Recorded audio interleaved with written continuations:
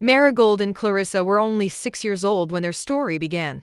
They stood together on a quiet farm, the morning sun warming the fields. A gentle lamb rested nearby, and in Marigold's hands was a tiny baby chick, chirping softly. They held hands and ran freely across the open land. They laughed, sat together to read, and grew side by side as time slowly passed. But childhood does not last forever. One day, they stood facing each other with tears in their eyes, holding on tightly before saying goodbye and walking separate paths. Years later, Eric entered Marigold's life. The moment he saw her on the farm, his heart chose her. They ran through fields, played in water, laughed without fear, and fell deeply in love. A year passed. Eric sat in a jewelry shop, holding a ring, dreaming of a future. At the same time, Marigold stood alone on the farm, gently rubbing her stomach, pregnant and hopeful. On his way to her, tragedy struck. Eric was in an accident. He lost his memory and was taken far away to the city for treatment. Marigold waited,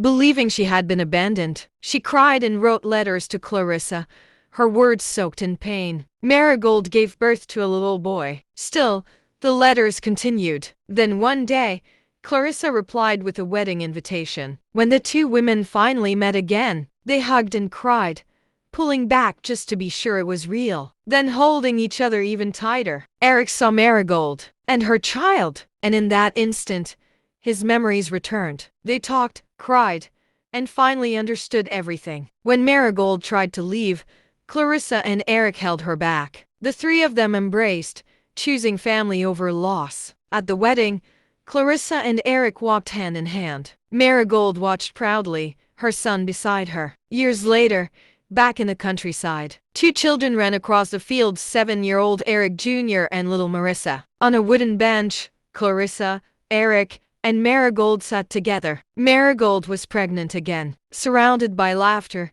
forgiveness, and love, they chose to stay together. And in the place where it all began, they lived happily ever after.